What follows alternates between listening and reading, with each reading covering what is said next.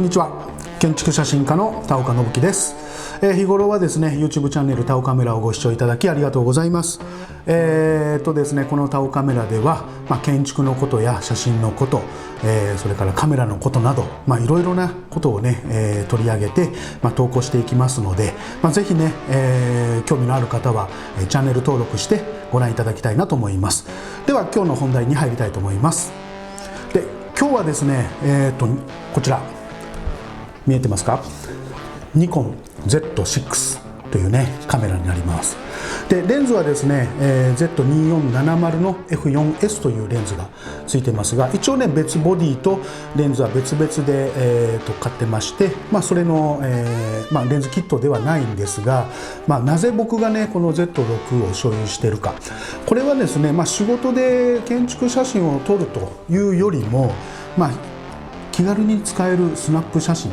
で、使えたらなということで、持ってるんですけれども、これがなんと意外にも意外、僕びっくりしました。 Z6、 おそらくいろんなミラーレスがね、去年一昨年ぐらいから、各社いろいろ出てきたその中の一つのニコン Z6 なんですが、もしかしたら画質だけで言ったらこれ最高レベルかもしれないと思ってます。というのもですね、このニコンのZ マウントっていうマウントなんですが、このマウントがですね、いろんな各機種のですね、ミラーレスの、マウントに対して一番この径がね大きいですよね。それによって、こういったマウントの大きさによってレンズの性能というかね、開発ってできるできないっていうのがいろいろあるんですけれども、この Z マウントっていうのはやはりね、僕が推測するにレンズが開発しやすいのか、とてもいいレンズがね多いっていうかね、まだ数が少ないのでまだその難点は克服してないんですが、レンズの性能がとてもいいように感じます。で、それがゆえにですね、この Z6、2400万画素なんですが、とてもね解像感だとか、そういった画質に関した写真の写りとしてはね、もう結構最高レベルにいいんじゃないかなというふうに思ってます。で実際に、キャップを外して、今までのニコンさんとはちょっとね様式が違うんですが、こう一度ねロックを解除して、それでズームができるというそういう仕様になってます。はい、カメラ自体の、性能っていう部分でいうとですね、2400万画素の、シャッタースピードもちょっとごめんなさい、今すぐ資料がないんであれなんですけど、そんなにコマ速は速くないかとは思います。それでもですね、この質感、持った手触りだとか、そういったのは本当になんかやっぱりニコンっていうのは僕なりのね考え方で昔からそうなんですが、男心をくすぐる、そんな仕様だったり機能がついてます。この Z6 もですね、結構男心をくすぐる、そんな形の、作りになってますので、好きな人にはたまらない機種なんじゃないかなというふうに思います。はい、各種ボタンのね説明をしたいと思います。ここに、まずここが、電源ね、シャッターボタンと電源ボタンが同じところにあるので、このままオンにしてすぐシャッター切れるというね、そういう便利性があるかなとは思います。でそのすぐ右横に、露出の、設定ボタンがついてますよ。それから ISO 感度のボタン、それからこれは録画ボタンですね、動画の時の録画用のボタンと、でそこから、手前にここにダイヤル1つと、こちらの手前に1つで、それからこちらにディスプレイ用のスチールモードと動画モードと、これね切り替えバーがあって、ディスプレイの切り替えボタンがついてますと。よいしょ。F オンボタン、それからここに、ジョイスティックの、ボタンがついて、I ボタンと、それから、ここに普通のダイヤルボタンがあって、 OK ボタン、メニューボタンがここにあるので、非常にメニューボタンもね近いところにあるので、すぐ呼び出しができるという意味では使いやすいかなと思ってます。はい、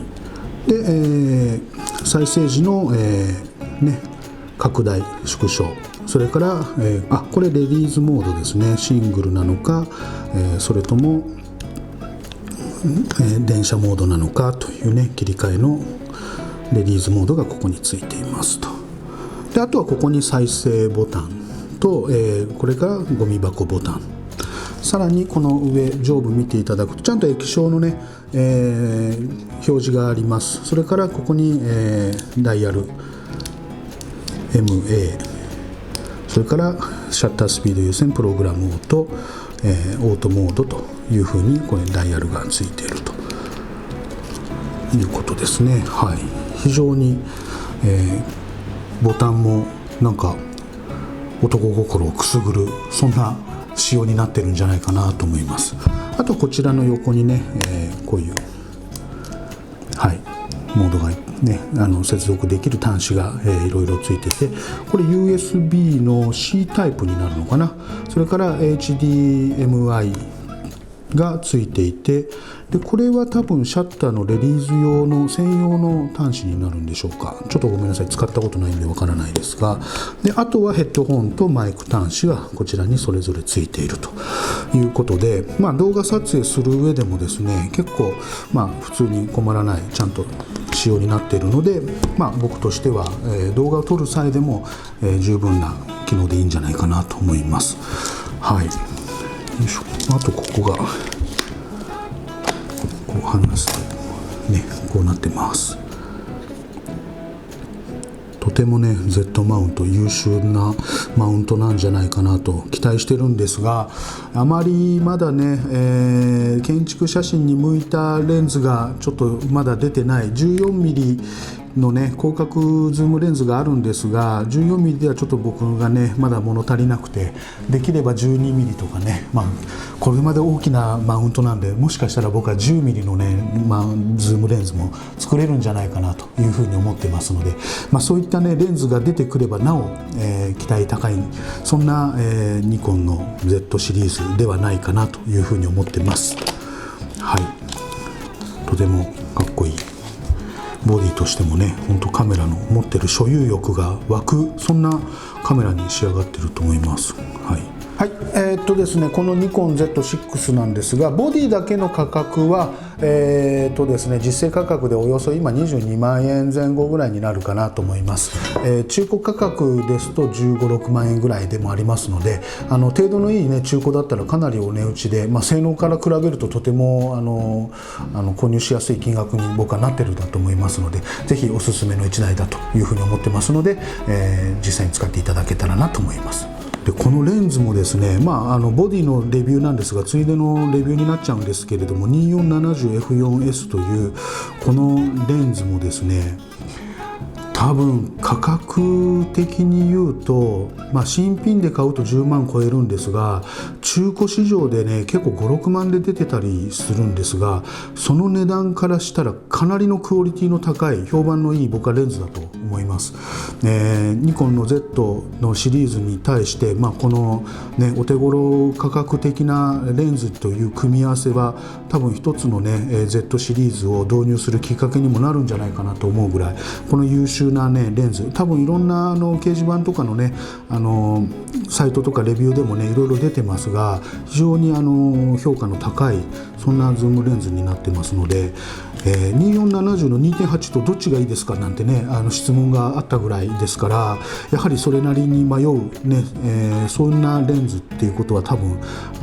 もう非常に性能がいいという証拠でもあるんだと思います。ぜひ皆さんもね、検討していただく上で一つのね材料としてこのレンズもご検討していただいたらいいんじゃないかなと思います。